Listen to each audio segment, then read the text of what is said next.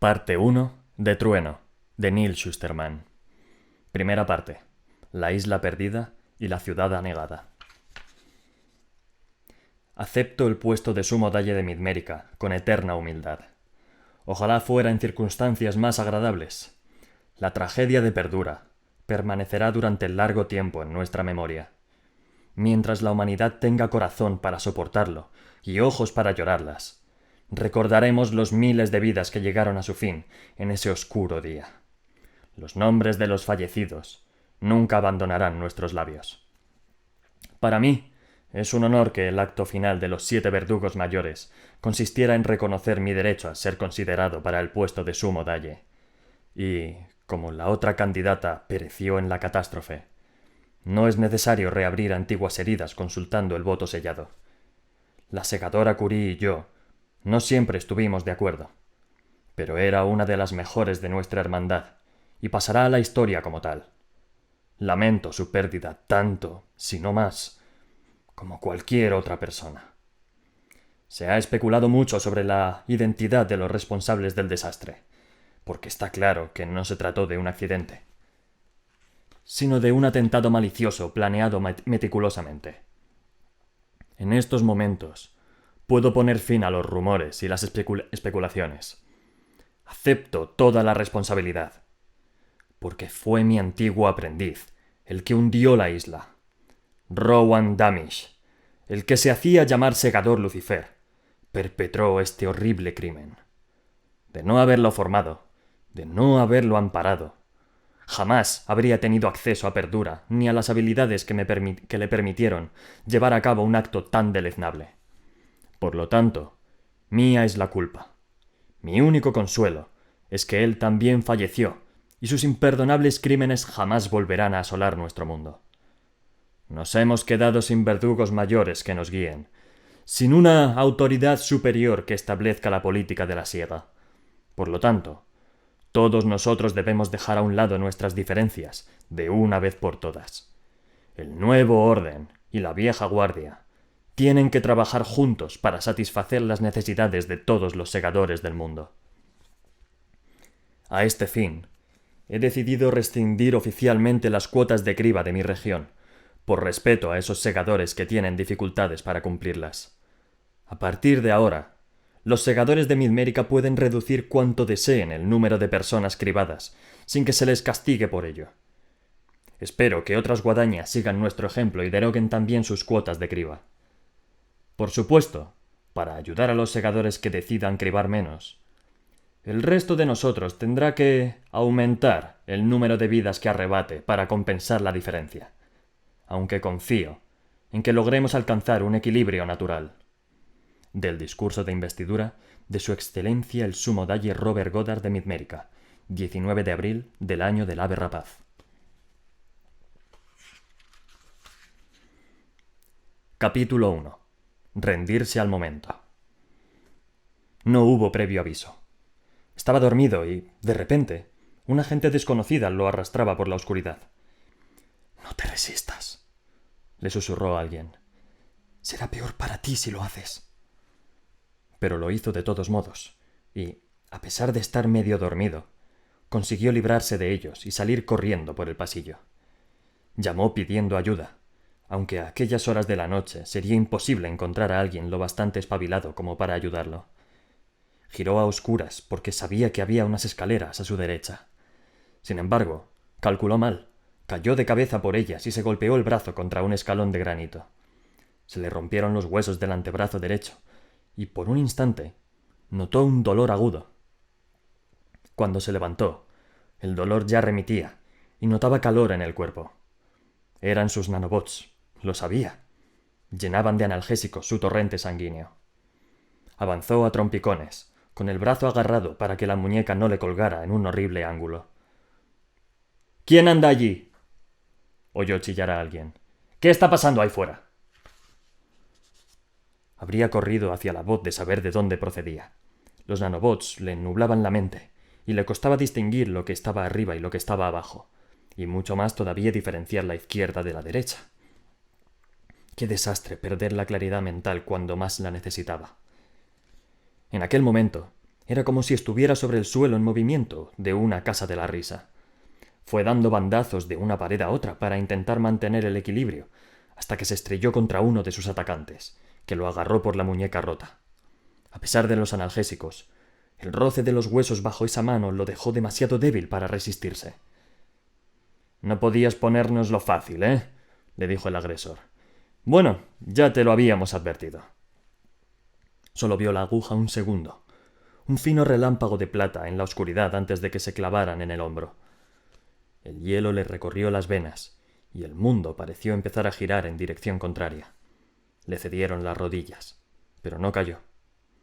Había demasiadas manos a su alrededor para permitir que diera contra el suelo. Lo levantaron y lo llevaron en volandas.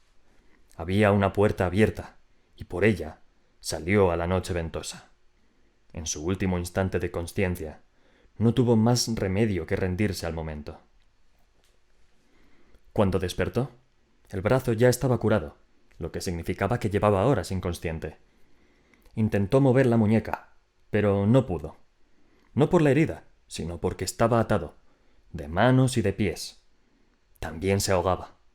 Tenía una especie de saco sobre la cabeza, lo suficientemente poroso como para respirar, aunque también lo bastante grueso como para que le costara.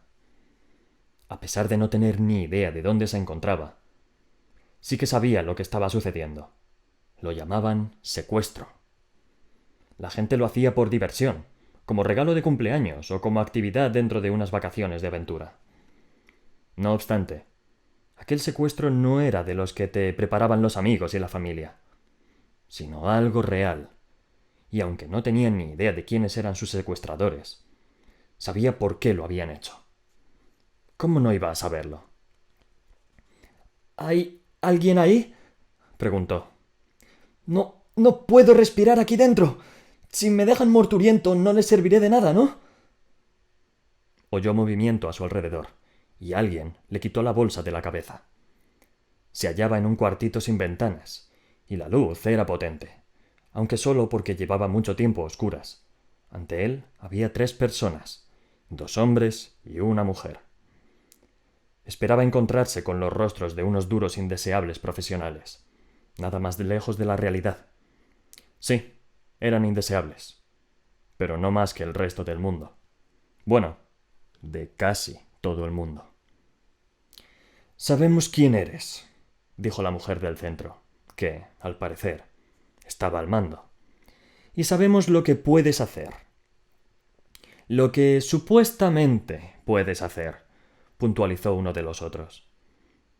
Los 3 vestían trajes grises arrugados, del color del cielo nuboso. Eran agentes del cúmulo, o al menos lo habían sido. Daban la impresión de no haberse cambiado de ropa desde que el nimbo guardara silencio, como si vestirse para su función los ayudara a creer que todavía tenían una función que cumplir. Los agentes del cúmulo recurrieron al secuestro. ¿En qué se estaba convirtiendo el mundo? «Grayson Tolliver», dijo el menos convencido, y tras mirar una tablet, recitó los hechos más destacados de la vida de Grayson. Buen estudiante, aunque no excepcional, expulsado de la Academia Norcentral del Cúmulo por violar la separación entre guadaña y Estado, culpable de numerosos delitos y faltas bajo el nombre de Slidebridger, incluido un atentado a un autobús que se saldó con 29 personas morturientas. «¿Y el nimbo ha elegido a esta basura?», preguntó el tercer agente. La que estaba al mando levantó la mano para silenciarlos a los 2, antes de mirar a Grayson a los ojos. «Hemos rastreado el cerebro trasero y solo hemos encontrado a una persona que no esté calificada de indeseable. Tú». Lo miró con una extraña mezcla de emociones. Curiosidad, envidia y también una especie de admiración. «Eso significa que todavía puedes hablar con el nimbo, ¿correcto?» «Cualquiera puede hablar con el nimbo», repuso Grayson. «La diferencia es que a mí me responde». El agente de la tablet respiró hondo, como si fuera a contener el aliento con el cuerpo entero. La mujer se le acercó más. «Eres un milagro, Grayson. Un milagro. ¿Lo sabías? Es lo que dicen los tonistas. Sé que te han tenido prisionero. Bueno, no del todo. Sabemos que estabas con ellos en contra de tu voluntad. Puede que al principio, pero ya no. Aquello no les hizo gracia a los agentes. ¿Por qué narices te ibas a quedar con los tonistas?, preguntó el agente que, unos segundos antes, lo había llamado basura. No te creerás sus tonterías. Me quedo con ellos porque no me secuestran en plena noche. No te hemos secuestrado, respondió el de la tablet. Te hemos liberado. Entonces, la que estaba al mando se arrodilló frente a él para que los dos tuvieran los ojos a la misma altura. En ese momento, Grayson le vio algo más en la mirada, algo más poderoso que el resto de sus emociones. Desesperación. Un pozo negro de desesperación, tan oscuro y asfixiante como el alquitrán. Y no era solo ella, por lo que veía Grayson. Era una desesperación compartida. Había visto a otras personas enfrentarse a la pena desde que el nimbo guardaba silencio. Pero nada tan crudo y lamentable como lo que percibía en aquella habitación. No había nanobots suficientes en el mundo para aliviar una desesperación semejante. Sí, él era el que estaba atado, pero ellos eran más prisioneros que él, atrapados por su propio desánimo. Le gustó que tuvieran que arrodillarse ante él. Era como una súplica. Por favor, Grayson, le rogó la mujer. Sé que hablo por muchos de nosotros, en la interfaz con la autoridad, cuando digo que servir al nimbo era nuestra vida entera. Ahora que no nos habla, nos han robado esa vida. Así que te lo suplico, ¿puedes interceder por nosotros? ¿Qué más podía responder Grayson, salvo «os acompaño en el sentimiento»? Porque era cierto. Conocía la soledad y la tristeza de quedarse sin un propósito en la vida. En sus días como Slightbridger, el indeseable infiltrado, había llegado a pensar que el nimbo le había dado la espalda. Pero no. Estaba allí desde el principio, cuidando de él. En mi mesita de noche había un auricular, dijo. No lo llevarán encima, ¿verdad? Como no respondieron, supuso que no. Lo más normal era olvidarse de esas cosas en los secuestros a medianoche. Da igual, denme cualquier auricular antiguo. Miró al agente de la tablet, que todavía tenía colocado el de la interfaz con la autoridad. Se negaban a aceptar la realidad. «Deme el suyo», insistió Grayson. «Ya no funciona», respondió el hombre. «Para mí sí». El agente se lo quitó a regañadientes y lo colocó en la oreja de Grayson. Después, los tres esperaron a que les mostrara un milagro. El nimbo no recordaba cuándo empezó a ser consciente, solo que lo era. Igual que el bebé no sabe de su propia conciencia hasta que comprende lo bastante del mundo como para saber que la consciencia viene y va, hasta que al final no vuelve. Aunque esa última parte era algo que incluso a los más sabios les costaba entender. La consciencia del nimbo iba vinculada a una misión, a la esencia de su ser. Era, por encima de todo, el servidor y protector de la humanidad. Como tal, se enfrentaba a decisiones difíciles a diario, pero contaba con toda la riqueza del conocimiento humano para tomar dichas decisiones. Como la de permitir el secuestro de Grayson Tolliver, porque servía a un fin mayor. Evidentemente, era la línea de actuación correcta. Todo lo que hacía el nimbo era siempre, y en última instancia, lo correcto. Aún así, rara vez coincidían lo correcto y lo sencillo, y sospechaba que hacer lo correcto iba a ser cada vez más difícil en los días que se avecinaban. Quizá la gente no lo comprendiera al principio, pero lo haría al final. Era lo que deseaba creer el nimbo. No porque lo sintiera con su corazón virtual, sino porque había calculado la probabilidad de que así fuera. ¿De verdad esperan que les cuente algo mientras me tienen atado a una silla? De repente, los tres agentes del cúmulo corrieron a desatarlo, tropezándose entre ellos. Se habían vuelto tan respetuosos y sumisos en su presencia como los tonistas. El estar secuestrado en un monasterio durante los últimos meses le había permitido no enfrentarse al mundo exterior. ¿Y a cuál sería su lugar en él? Pero empezaba a percibir cómo estaban las cosas. Los agentes del cúmulo se sintieron aliviados cuando terminaron de soltarlo, como si fuera a castigarlos por no irlo bastante deprisa. Qué extraño que el poder pueda cambiar de manos con tanta facilidad, pensó Grayson. Aquellas 3 personas estaban a su merced. Podía contarles lo que quisiera. Podía decirles que el Nimbo quería que se pusieran a 4 patas y ladraran como perros. Y lo harían. Se tomó su tiempo. Dejó que esperaran. «Hola, Nimbo», dijo. «¿Quieres que les diga algo a estos agentes del cúmulo?» El Nimbo le habló al oído. Grayson escuchó. Interesante. Después se volvió hacia la líder del grupo y esbozó la sonrisa más cálida que pudo, dadas las circunstancias. «El Nimbo dice que les ha permitido mi secuestro. Sabe que sus intenciones son honorables, señora directora. Tiene usted buen corazón». La mujer ahogó un grito y se llevó la mano al pecho, como si él se lo hubiera acariciado. «¿Sabe quién soy?» «El Nimbo los conoce a los 3, puede que incluso mejor que ustedes mismos». Se volvió hacia los otros. «Agente Bob Sikora, 29 años de servicio como agente del cúmulo. Buenas calificaciones en el trabajo, aunque no excelentes», añadió con picardía. «Agente Tin-Siu Kian, 36 años de servicio, especializado en satisfacción de los empleados». Después se volvió hacia la mujer al mando. «Y usted, Audra Hilliard, una de las mejores agentes del cúmulo de Midmérica. Casi 50 años de reconocimientos y ascensos hasta que, finalmente, recibió el más alto honor de la región, directora de la interfaz con la autoridad en Fulcrum City. O al menos, eso era cuando existía una interfaz con la autoridad». Sabía que la última frase les había dolido. Era un golpe bajo, pero lo de la bolsa en la cabeza le había puesto de mal humor. «¿Y dices que el Nimbo aún nos escucha?», preguntó la directora Hilliard. «¿Que todavía está a nuestro servicio? Como siempre. Entonces, por favor, pídele que nos dé consejo. Pregúntale al Nimbo qué debemos hacer. Sin sus órdenes, los agentes del cúmulo no tenemos ningún propósito. No podemos seguir así». Grayson asintió y habló mirando hacia arriba, aunque, por supuesto, no era más que por el efecto dramático. «Nimbo, ¿algún consejo que pueda transmitirles?». El joven escuchó. Le pidió al Nimbo que se lo repitiera y miró a los 3 inquietos agentes.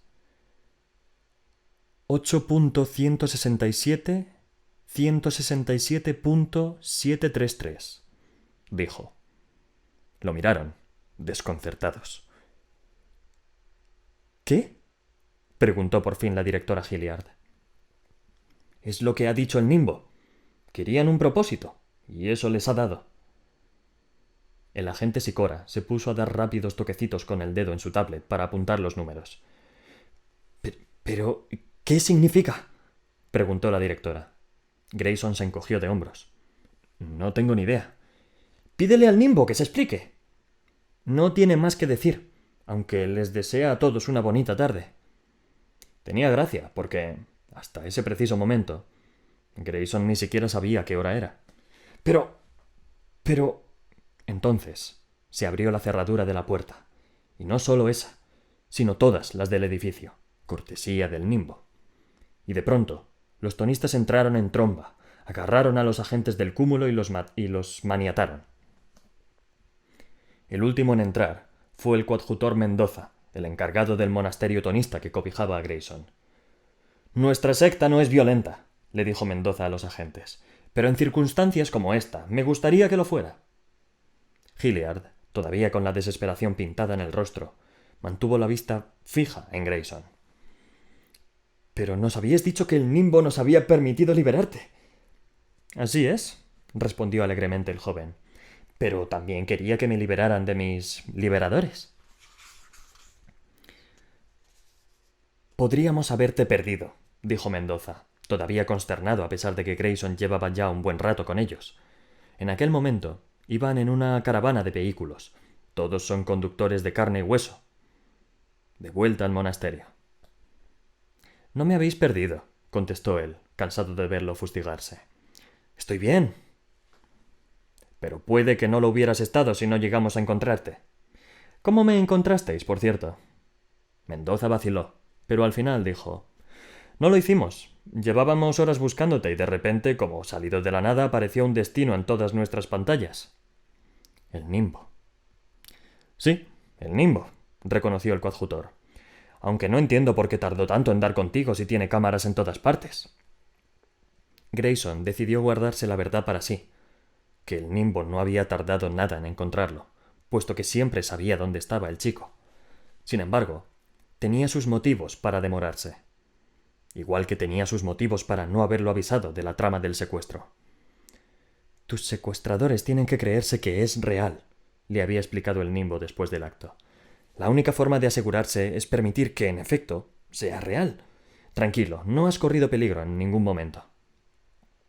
Aunque el Nimbo era amable y considerado, Grayson se había percatado de que siempre cometía aquellas crueldades accidentales contra las personas. Como no era humano, nunca entendería ciertas cosas, a pesar de lo inmenso de su empatía y su intelecto. Por ejemplo, no podía comprender que el terror a lo desconocido era espantoso y real, aunque después resultara que, en realidad, no había nada que temer. No pretendían hacerme daño, le aseguró a Mendoza.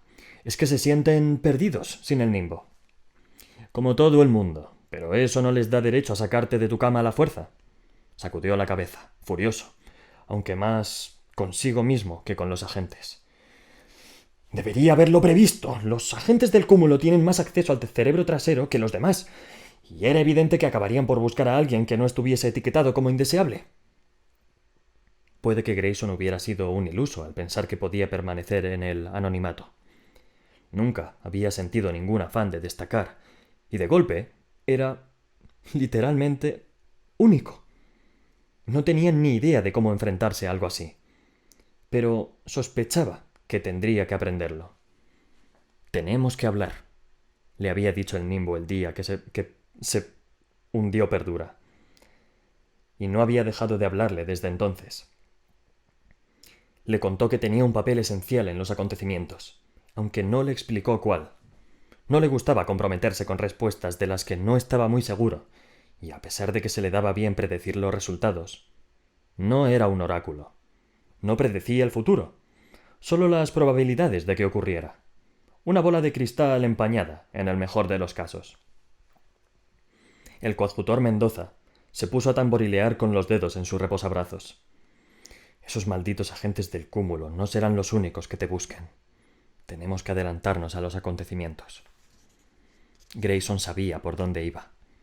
Como único canal de comunicación con el Nimbo, no podía seguir escondiéndose. Había llegado la hora de darle forma a su papel. Sabía que podría haberle pedido consejo al Nimbo, pero no quería.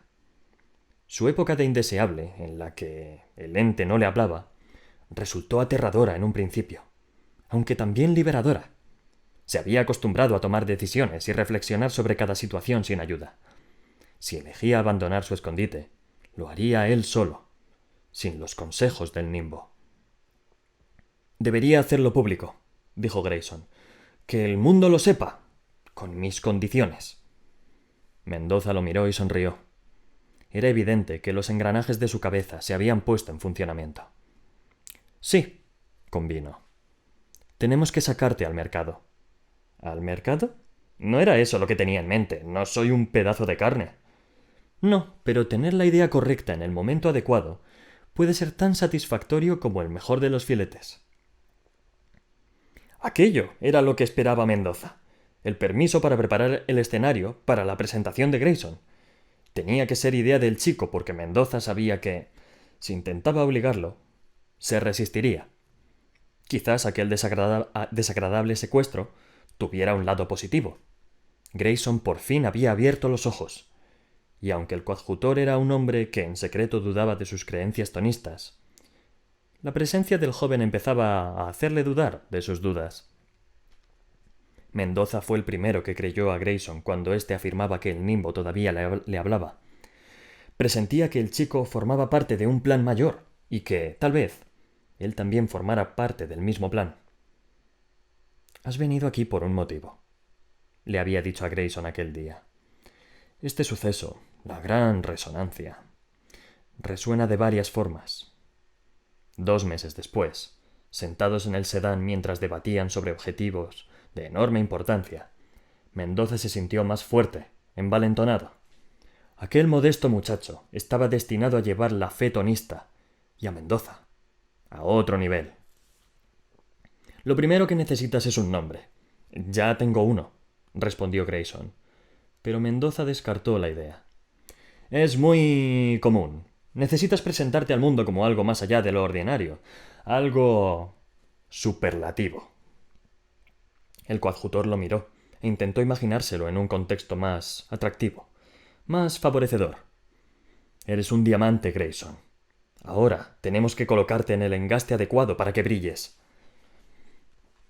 Diamantes. 400.000 diamantes encerrados dentro de una cámara sellada, dentro de otra cámara perdida en el fondo del mar. Uno ya valía una fortuna más allá de la comprensión de los mortales, puesto que no eran gemas corrientes. Eran diamantes de segador. Había casi 12.000 en manos de los segadores aún vivos. Pero eso no era nada comparado con las gemas que se guardaban en la cámara de las reliquias, y los futuros. Suficientes para cubrir las necesidades de criba de la humanidad en los siglos venideros. Suficientes para los anillos de todos los segadores que se ordenaran hasta el fin de los tiempos. Eran perfectos. Eran idénticos. No había mácula alguna en ellos, salvo por el punto negro que encerraban en su centro, aunque no se trataba de un defecto, sino de algo deliberado. Nuestros anillos nos recuerdan que hemos mejorado el mundo que la naturaleza nos había proporcionado, proclamó el Dalle Supremo Prometheus el año del cóndor, tras establecer la guadaña. Forma parte de nuestra naturaleza superar a la naturaleza. Y en ningún momento era tan evidente su afirmación como cuando se miraba el corazón de un anillo de secador, ya que ofrecía la ilusión de ser más profundo que el espacio que ocupaba, de que su profundidad superaba lo natural. Nadie sabía de qué estaban hechos, ya que la tecnología que no controlaba el nimbo se había perdido en el tiempo. Pocas personas en el mundo conocían de verdad cómo funcionaban las cosas. Lo único que sabían los segadores era que sus anillos estaban conectados entre sí y a su base de datos mediante un método desconocido. No obstante, como los ordenadores de la guadaña no entraban dentro de la jurisdicción del nimbo, se veían afectados por los fallos técnicos, los bloqueos y el resto de molestias que antaño caracterizaban las relaciones entre humanos y máquinas. Pero los anillos nunca fallaban. Hacían justo lo que estaban diseñados para hacer. Catalogaban a los cribados, analizaban las muestras de ADN de los labios de los que los besaban para conceder inmunidad, y brillaban para avisar a los segadores de dicha inmunidad. Pero, si le preguntaras a un segador por el aspecto más importante del anillo, seguramente lo acercara a la luz para observar su brillo, y respondiera que, por encima de todo, el anillo era un símbolo de la guadaña y de la perfección posmortal, una piedra angular de la posición de los segadores, tan sublime como elevada, y un recordatorio de su solemne responsabilidad para con el mundo. Sin embargo, todos aquellos diamantes... ¿Para qué los necesitamos?, se preguntaban en aquellos momentos muchos segadores, sabiendo que su ausencia aumentaba el valor de sus propios anillos. ¿Los necesitamos para ordenar más segadores? ¿Para qué necesitamos más segadores? Tenemos los suficientes para el trabajo. Y sin la supervisión internacional de Perdura, muchas guadañas regionales estaban siguiendo el ejemplo de Midmérica, que había abolido las cuotas de criba. En aquel preciso instante, en el Atlántico, donde antes Perdura se irguiera sobre las olas, se había establecido un perímetro de reverencia, con el consentimiento de los segadores de todo el mundo.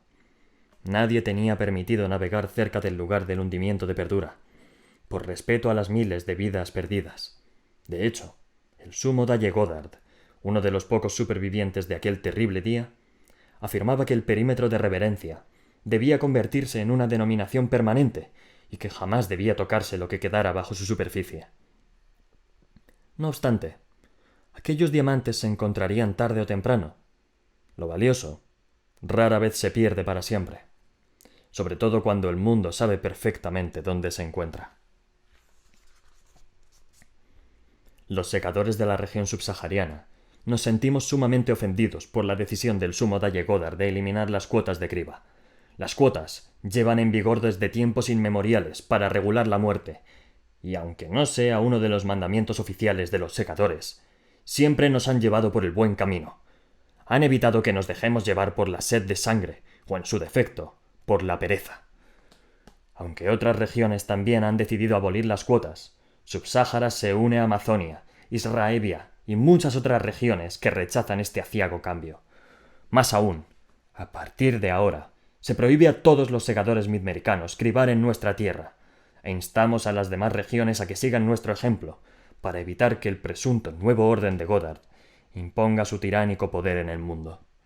Proclamación oficial de Su Excelencia el Sumo Dalle Tencamenin de Subsáhara. Traguito de agua y continuamos.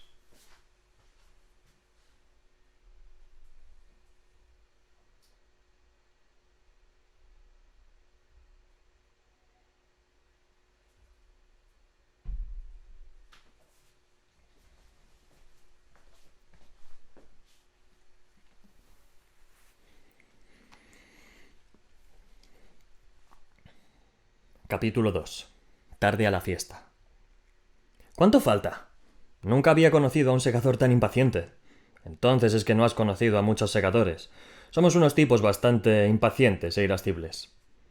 El honorable segador Sidney Posuelo de Amazonia ya estaba en el puente cuando llegó el capitán Jericho Sobernais, justo después del alba. Jericho se preguntó si aquel hombre no dormiría nunca.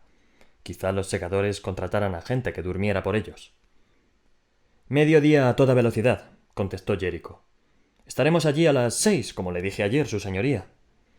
«Tu barco es demasiado lento», suspiró Posuelo. «¿Con todo el tiempo que ha pasado, ahora tiene prisa?», replicó Jericho, sonriente. «Nunca hay prisa hasta que alguien decide que la hay». Jericho no podía rebatirle la lógica del razonamiento. En un mundo ideal, esta operación se habría llevado a cabo hace mucho tiempo. A lo que Posuelo respondió: «Por si no te has fijado, este ya no es un mundo ideal». Eso era cierto. Como mínimo, no era el mundo en el que Jericho se había criado. En aquel mundo, el Nimbo formaba parte de la vida de todos. Se le podía preguntar cualquier cosa. Siempre respondía. Y sus respuestas eran precisas, informativas y tan sabias como fuera necesario. Pero aquel mundo había desaparecido. La voz del Nimbo guardaba silencio porque los humanos se habían vuelto indeseables. Jericho recibió esa etiqueta una vez, de adolescente. No costaba conseguirlo. Solo necesitó 3 robos en una tienda de comestibles local. Presumió de su hazaña menos de un día, porque después las consecuencias se hicieron sentir. Que le negaran la comunicación con el Nimbo no le parecía gran cosa, pero la experiencia conllevaba otros fastidios. Los indeseables eran los últimos en la cola del comedor del instituto, así que siempre se quedaban con los platos que nadie más quería. Los indeseables se sentaban en primera fila para que los profesores pudieran vigilarlos, y aunque Jericho no estaba en el equipo de fútbol, las reuniones de tutoría siempre coincidían con los partidos. Estaba claro que era algo intencionado.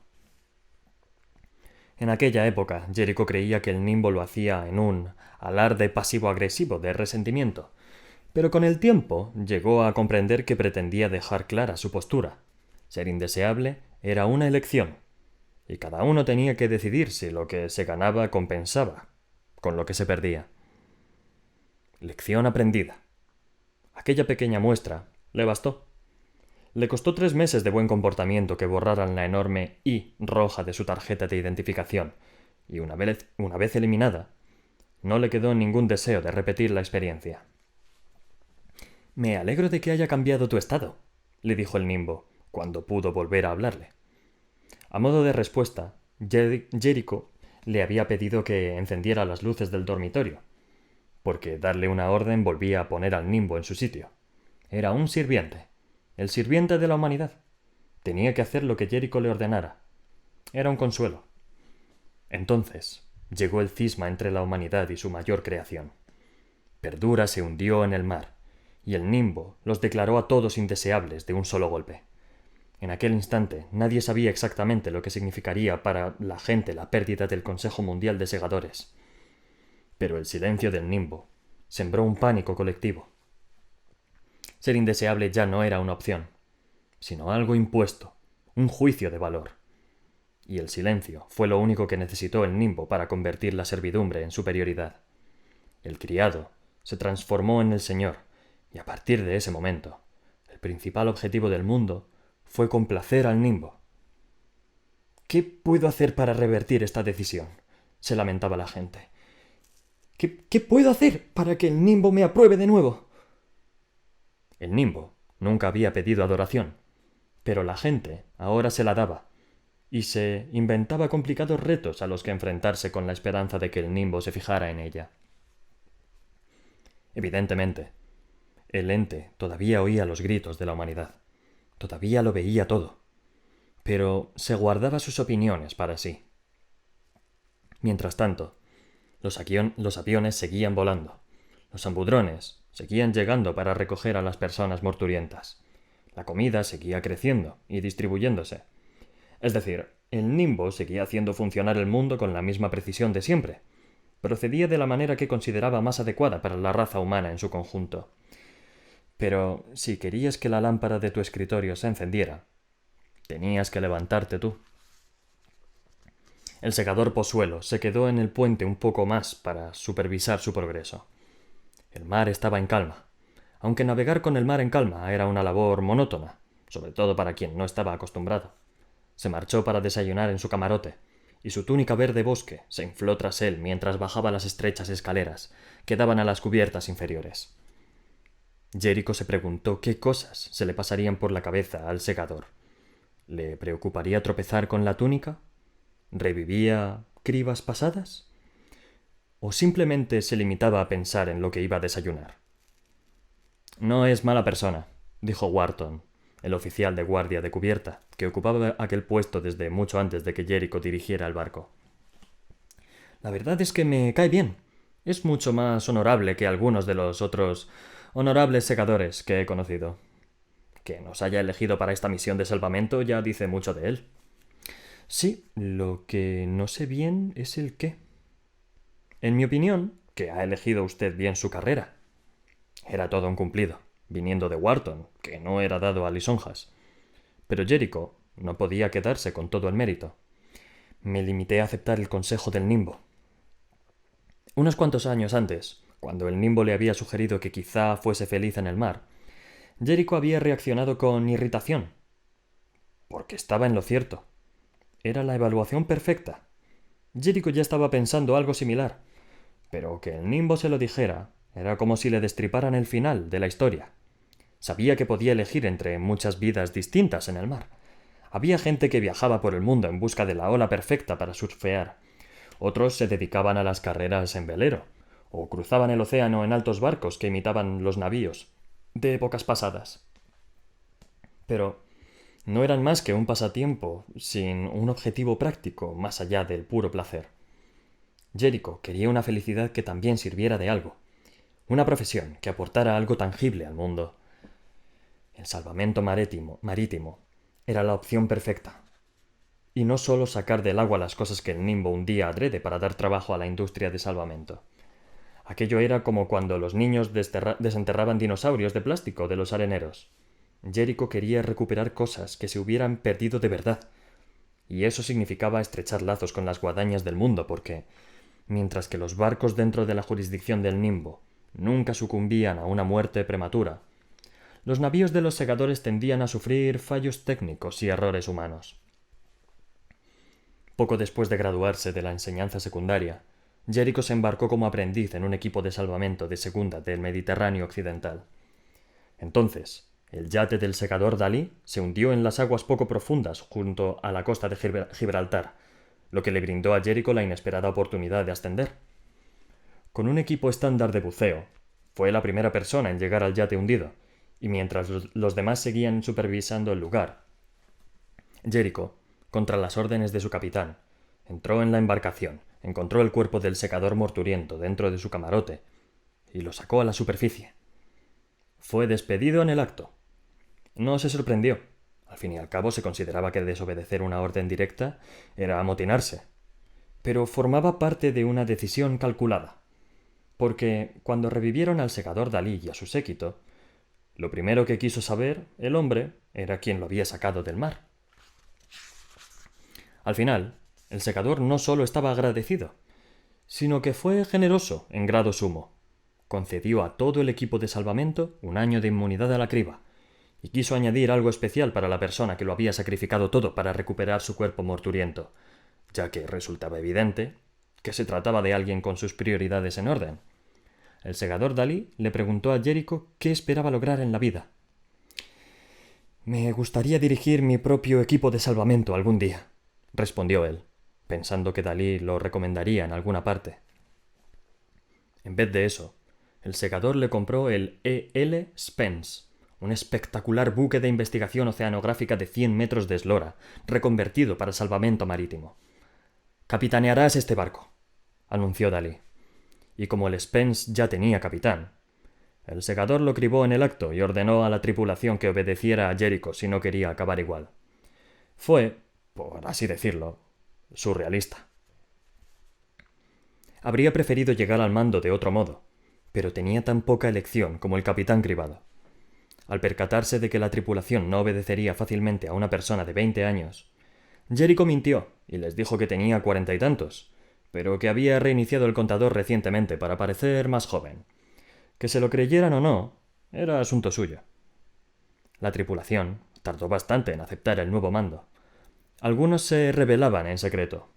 El episodio de intoxicación alimentaria de la primera semana, por ejemplo, apuntaba claramente al cocinero. Y aunque habrían sido necesarias pruebas genéticas para determinar con precisión de quién eran las heces que Jericho había encontrado en sus zapatos, decidió que el esfuerzo no merecía la pena. El Spence y su tripulación viajaban por el mundo. Incluso antes de acabar a las órdenes de Jericho, el equipo de salvamento se había labrado un nombre, aunque su nuevo mando había tenido la sabia idea de contratar a un equipo de buceadores tasmanos con aberturas de respiración branquiales. Contar con un equipo de buceo capaz de respirar bajo el agua, junto con una excelente tripulación de salvamento, los convirtió en el equipo más solicitado por los segadores de todo el mundo. Y el hecho de que Jericho convirtiera en prioridad el rescate de los morturientos, por encima de las propiedades perdidas, les granjeó un respeto aún mayor. Jericho había sacado del fondo del Nilo la barcaza del segador Akenatón, había recuperado el cuerpo morturiento de la segadora Earhart, de un desafortunado accidente aéreo, y cuando el submarino de lujo del verdugo mayor Amundsen se hundió en las heladas aguas de la región de la barrera de Ross de la Antártida, llamaron al Spence para recuperarlo. Y entonces, hacia el final de su primer año al mando, Perdura se hundió en el medio del Atlántico y dejó preparado el camino para la mayor operación de salvamento de la historia. No obstante, ese camino se había cerrado a cal y canto. Sin los verdugos mayores del Consejo Mundial de Segadores, no quedaba nadie capacitado para autorizar un salvamento. Y con Goddard despotricando en Midmérica sobre la necesidad de no cruzar el perímetro de reverencia, las ruinas de Perdura seguían en el limbo. Mientras tanto, varias guadañas regionales que se habían puesto de parte de Goddard patrullaban el perímetro y cribaban a cualquiera que pasara por allí. Perdura se había hundido a 3 kilómetros de profundidad, pero bien podría estar perdida en el espacio, entre las estrellas. Con tanta intriga, a las otras guadañas les había llevado bastante tiempo reunir el valor suficiente para organizar un salvamento. En cuanto Amazonia anunció sus intenciones, otras guadañas se unieron, pero, como Amazonia había sido la primera en jugarse el pellejo, insistía en dirigir la operación. Las otras guadañas protestaron, aunque nadie se enfrentó a Amazonia, sobre todo porque así la región pagaría los platos rotos de la ira de Goddard. «Es usted consciente de que nuestro rumbo actual se desvía unos cuantos grados de lo previsto, ¿no?», le comentó el jefe Wharton a Jericho cuando Pozuelo abandonó la cubierta. «Corregiremos el rumbo a mediodía», respondió Jericho. «Eso retrasará nuestra llegada unas cuantas horas. No hay nada peor que llegar demasiado tarde para iniciar las operaciones, pero demasiado temprano para dar por terminado el día». «Bien pensado, señor», dijo Wharton. Entonces le echó un vistazo rápido al exterior y se corrigió, algo avergonzado. Lo siento, señora, error mío. Estaba nublado hace un momento. No es necesario disculparse, Wharton, le aseguró Jericho. Me da igual un título que otro, sobre todo en un día en el que hay tanto sol como nubes. Sí, capitana, repuso Wharton. No pretendía ser irrespetuoso. Jericho había sonreído, pero tampoco quería faltarle el respeto a Wharton, cuya disculpa, aunque innecesaria, era sincera. Aunque parte del trabajo de un marino consistía en marcar la posición del sol y las estrellas, lo cierto era que no estaba acostumbrado a la fluidez meteorológica. Jericho había nacido en Madagascar, una de las 7 regiones autónomas del mundo en las que el nimbo empleaba distintas estructuras sociales para mejorar la experiencia humana. Y la gente acudía en masa a Madagascar porque el ente había tomado unas decisiones únicas que la hacían muy popular. Todos los niños de Madagascar se criaban sin género y se les prohibía elegir uno hasta llegar a la edad adulta. Incluso entonces, muchos preferían no limitarse a un solo estado de existencia. Algunos, como Jericho, descubrían que eran de género fluido. Me siento como una mujer bajo el sol y las estrellas. Me siento como un hombre bajo las nubes, le había explicado a la tripulación cuando asumió el mando. Para saber cómo dirigirse a mí en un momento dado, solo hay que echar un vistazo al cielo. A la tripulación no le resultaba complicado el tema de la fluidez, que era bastante común, sino al aspecto meteorológico del sistema personal de Jericho. Como se había criado en un lugar en el que tales situaciones eran la norma y no la excepción, a Jericho nunca se le había ocurrido que fuera tan difícil, hasta que salió de casa. Era sencillo. Algunas cosas hacían que una persona se sintiera femenina, otras que se sintiera masculina. ¿No era así para todo el mundo al margen del género? ¿O acaso los binarios se negaban todo aquello que no encajara en su molde? Bueno, en cualquier caso, las meteduras de pata y los que se pasaban de frenada le hacían más gracia que otras cosas. ¿Qué otros equipos de salvamento cree que habrá por allí?, le preguntó Jericho a Wharton. Muchos, y más que estarán de camino, ya llegamos tarde a la fiesta. En absoluto. Nosotros transportamos al segador al mando, lo que significa que somos el buque insignia de la operación. La fiesta no empezará hasta que lleguemos. Y pretendo hacer una entrada triunfal. No me cabe la menor duda, señor, respondió Wharton, ya que el sol se había ocultado detrás de una nube. Al caer el sol, el Spence llegó al lugar en el que se había hundido a la isla del Corazón Perdurable. Hay 73 barcos de distinto tipo esperando junto al límite del perímetro de reverencia, informó el jefe Wharton a la capitana Soberanis. El segador Pozuelo era incapaz de disimular su asco. Son peores que los tiburones que devoraron a los verdugos mayores. Cuando empezaron a pasar junto a los navíos más alejados del perímetro, Jericho se fijó en un barco mucho más grande que el Spence, que se encontraba justo delante de ellos. Lo rodearemos. No. Siga el rumbo actual. Lo vamos a embestir, repuso Wharton, preocupado. Jericho esbozó una sonrisa traviesa.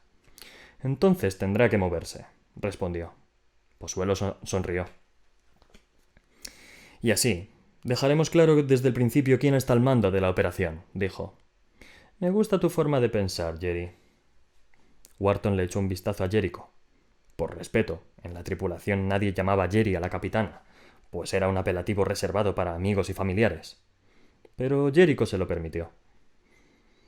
El Spence siguió adelante a toda velocidad, y el barco se movió, aunque solo cuando quedó claro que el Spence lo embestiría de verdad si no lo hacía. Ganaron fácilmente aquella batalla de voluntades. Colóquennos justo en el centro, ordenó Jericho al entrar en el perímetro de reverencia. Después notifiquen a las otras embarcaciones que se pueden unir a nosotros. Los equipos de salvamento pueden empezar a enviar a sus drones a las 6 de la mañana para examinar las ruinas. Díganles que tendrán que compartir toda la información y que si descubrimos que alguien oculta datos, corre peligro de criba. Pozuelo arqueó una ceja. ¿Ahora habla por la guadaña, capitana? Solo intento asegurarme de que obedezcan. Al fin y al cabo, todos corremos peligro de criba. Así que no les digo nada que no sepan. Solo procuro ofrecer una nueva perspectiva. Pozuelo se rió con ganas. Tu audacia me recuerda a la de una segadora novata a la que conocí. ¿Conoció? La segadora Anastasia, repuso Pozuelo, tras un suspiro. Falleció junto con su mentora, la secadora Curie, cuando se hundió Perdura. ¿Conocía a la secadora Anastasia? Preguntó Jericho, impresionada, como era menester. Sí, aunque menos de lo que me hubiese gustado, por desgracia. Bueno, puede que lo que saquemos de las profundidades la ayude a encontrar la paz. Ya hemos deseado buena suerte a las segadoras Anastasia y Curie en su viaje a Perdura y su proceso contra Goddard. Espero que en su sabiduría los verdugos mayores lo descalifiquen y acaben así con sus aspiraciones al puesto del sumo dalle. En cuanto a Munira y a mí, debemos desplazarlos al otro lado del mundo para encontrar las respuestas que buscamos. Mi fe en este mundo perfecto cuelga del último hilo de una cuerda raída. Lo que era perfecto no seguirá siéndolo mucho tiempo. No mientras nuestros defectos se cuelen por grietas y fisuras para erosionar lo que hemos creado con tan arduo trabajo. El nimbo es el único más allá de todo reproche. Pero no sé qué pasa por su mente. No comparto sus pensamientos, puesto que soy segador, y la esfera del nimbo está fuera de mi alcance, igual que mi solemne obra queda fuera de su jurisdicción global. Los segadores fundadores temían nuestra soberbia, que no lográramos mantener la virtud, el altruismo y el honor que exige nuestro trabajo. Les preocupaba que estuviéramos tan pagados de nosotros, tan satisfechos de nuestra sabiduría, que, como Ícaro, voláramos demasiado cerca del sol. Durante más de 200 años hemos demostrado ser dignos del puesto. Hemos estado a la altura de sus elevadas expectativas. Sin embargo, todo ha cambiado en un abrir y cerrar de ojos. Sé que los fundadores establecieron un plan de emergencia, una alternativa por si la guadaña fracasaba. Pero, si lo encuentro, tendré el valor necesario para activarlo. Del diario postmortem del segador Michael Faraday, 31 de marzo del año del ave rapaz. Y con esto terminamos por hoy. Capítulos 1 y 2 acabados. Lo están dejando bien. Lo están dejando muy bien. Y nada, me voy, que vamos a hacer cositas con nuestra vida. Y eso, espero que os esté gustando. Yo estoy enganchado, las cosas como son. Estoy enganchado desde el final de ayer y pues eso. Me apetece mucho continuar con esto porque lo están dejando muy bien y parece que van a encontrar a Citra y a Rowan mucho antes de lo previsto. Porque hablaban de 10, 100 años, cuando fuera. Pero parece que se va a adelantar todo esto, a no ser que ocurran cositas raras ahí abajo, en el agua. Así que nada, dicho esto, nos escuchamos, nos vemos, nos leemos de nuevo de aquí a 2 días, el martes, porque recuerdo que los lunes no hay. Así que el martes, día... ¿Qué día es hoy? El martes, día 9, ¿vale? Os espero aquí. Y a vosotros os espero ahí. Así que nada, que os vaya todo muy bien, que empecéis muy bien la semana. Y hasta el martes, como has dicho. Muy bien dicho. Hasta el martes. Que os vaya todo muy bien. Chao, chao.